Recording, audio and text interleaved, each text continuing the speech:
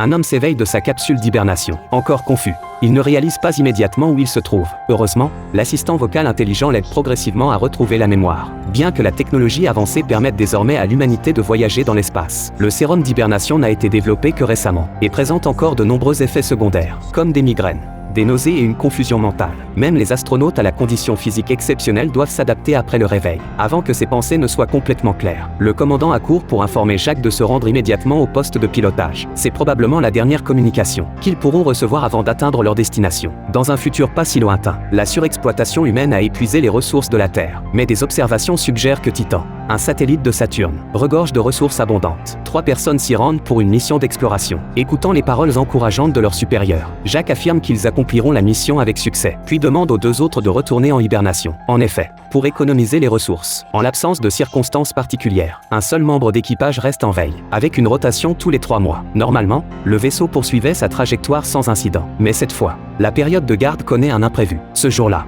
Jacques entend soudain son ex-petit ami l'appeler au loin. Surpris, il s'approche prudemment pour vérifier, mais ne trouve personne autour de lui, avant qu'il ne puisse comprendre ce qui se passe. Le vaisseau commence soudainement à trembler. Les lumières se mettent à clignoter. Puis l'instant d'après, une violente secousse le projette au sol. Une alarme stridente résonne dans le couloir. Heureusement, cela ne dure pas longtemps et tout revient à la normale. Avant que Jacques ne puisse réagir, il voit les vis d'un panneau au plafond se détacher. Au moment où il tend la main pour examiner la situation, le panneau lui tombe dessus et l'assomme. Un temps indéterminé s'écoule. Jacques est réveillé par ses coéquipiers. L'incident imprévu les a forcés à sortir d'hibernation. Après inspection, il découvre un grand trou dans le plafond. De toute évidence, quelque chose a percuté le vaisseau. Pourtant, les caméras extérieures ne révèlent rien. Le diagnostic ne montre aucun dommage au système. Tous trouvent cela étrange. Ils décident de signaler la situation à la base, mais ne reçoivent aucune réponse. Étant hors de portée, le commandant, compte tenu de la situation actuelle, propose de maintenir le plan initial et de continuer. John, cependant, fait remarquer que même si les instruments ne montrent aucune anomalie, la collision avec le vaisseau est bien réelle. Personne ne peut garantir la sécurité du vaisseau si sa structure est déformée. Il suggère de faire demi-tour immédiatement. Le commandant refuse, arguant qu'il n'y a pas de danger clairement établi. Il estime qu'on ne peut pas abandonner une coûteuse exploration spatiale.